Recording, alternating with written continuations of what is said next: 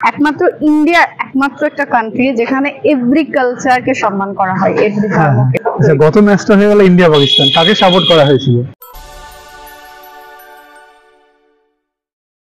ওকে বলছি যে আমাদের সাথে আমরা যে এতদূর থেকে এসেছি তোমার সাথে মিট করলাম, কেমন লাগছে ওভারঅল দিক দিয়ে?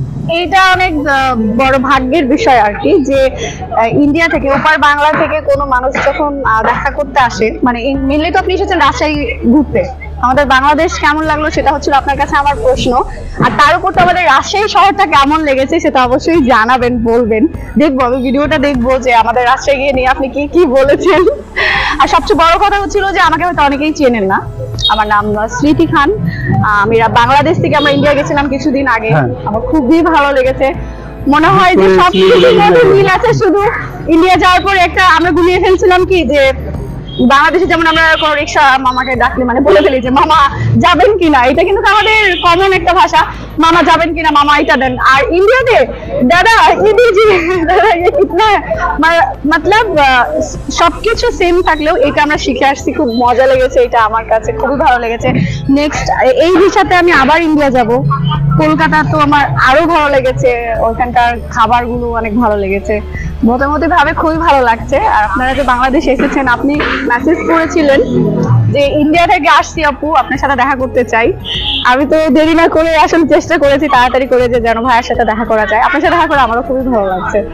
অবশ্যই বলবো যে আপনারা সাপোর্ট করেন বলে আসলে আজকে এই জায়গাটাতে, এবং ভাইয়াকেও অনেক সাপোর্ট করে দিবেন বেশি বেশি করে, আর আমাদের জন্য দোয়া করবেন।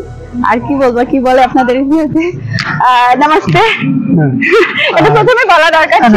ইন্ডিয়াতে সব রকম কমিউনিটির মানুষ বাস করে, সুতরাং সবাইকে নমস্কার আদাব সব রকমের আমরা বলি, তাদের প্রবলেমের জায়গা নেই। তো একটা জিনিস আপুর এখানে বসে অনেক কথাই শুনছিলাম, গল্প শুনছিলাম, একটা মানুষ যখন কিছুটা উন্নতির শিখরের দিকে এগিয়ে যায় তখন পিছন থেকে যেমন একটা টান আসবেই। তো সমাজে বা প্রত্যেকটা জায়গাতে, প্রাইভেট সেক্টরে বলি বা সরকারি জায়গায় বলুন বা যে কোনো ইউটিউবের জায়গাতে বলুন না কেন, একটা ভালো দিকের সাথে একটা খারাপ দিক জড়িয়ে থাকবে। তো আমাদের যেটুকু দরকার সেটা খারাপগুলোকে এড়িয়ে গিয়ে ভালোগুলোকে সামনে নিয়ে এগিয়ে যাওয়া। তো আপু আরো ভালো উপরের দিকে এগিয়ে যাক, ভালো কিছু করুক। আমাদের ভাষাগুলোর মধ্যে একটা বাংলাদেশের মধ্যে যেমন আমরা শিখেছি যে কি বলতে হবে, যেমন আমরা অ্যাকচুয়ালি বলি দিদি, আমরা বলতে হচ্ছে আপু। হ্যাঁ, তো আমরা ওখানে গিয়ে কিন্তু দাদা বলছিলাম, প্রথমে তো ভাইয়া ভাইয়া করছিলাম, তো পরে আমরা এক দুই দিনে আবার ওটা শিখে গেছিলাম যে সব জায়গায় দাদা, ভালো লাগছিল বিষয়টা। আমাদের ওসব শিখেছি, আমরা আপু বলে আমি হয়তো এসএমএস করেছিলাম। এবং সবচেয়ে আন্তরিকতার জায়গা যে আমরা শুনে এসেছি, আমরা তো আমাদের বাংলাদেশ ফার্স্ট টাইম, তো আমরা শুনেছিলাম যে বাংলাদেশের মানুষজন অনেকটা আন্তরিক হয়। তো তার বাস্তব অভিজ্ঞতা, এখানকার মানুষজনের সাথে যতজনের সাথে মিশেছি, প্লাস স্পেশালি আপনাকে এসএমএস করেছিলাম, আপনি রিপ্লাই করেছিলেন এবং আমার সাথে ফাইনালি যে মিট করলেন, তো ওভারঅল দিক থেকে কিছুটা স্বপ্ন হলে বাস্তব যেরকমটা হয় যেটা সেরকম। আমি অনেক থ্যাঙ্কসফুল।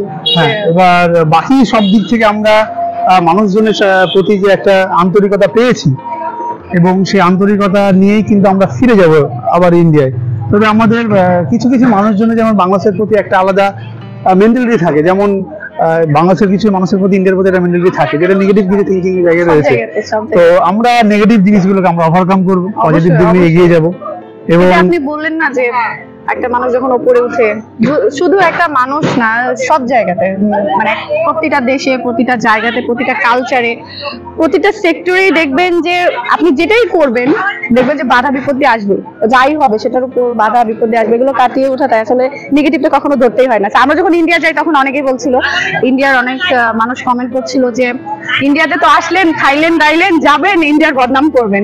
বাট আমার মনে হয় না যে কেউ শুনেছে ইন্ডিয়ার বিষয়, বরং আমরা ইন্ডিয়া থেকে যখন আসি এত এত মানুষের মেসেজ ছিল ইন্ডিয়া কেমন লেগেছে, ইন্ডিয়ার কালচার কেমন লেগেছে। বাংলাদেশ থেকে বলেছে ঠিক আছে আমিও তাহলে এবার পাসপোর্ট করে ফেলবো, চলে যাব ইন্ডিয়া। কতজন যে পাসপোর্ট করতে দিয়েছে, ভিসা করতে দিয়েছে, এটা ধারণার বাইরে। যতটুকু পসিবল হয়েছে আমরা ইন্ডিয়াকে, মানে পুরো ইন্ডিয়া তো পারবো না, পসিবল না, এত বড় একটা রাষ্ট্র। আমরা যতটুকু ঘুরেছি, ট্রাভেল করেছি, যে রিভিউটা মোটামুটি ভাবে বাংলাদেশ থেকে প্রত্যেকটা যতগুলো মানুষ দেখেছে পজিটিভটাই নিয়েছে। তো এরকমটাই সব জায়গায় আছে।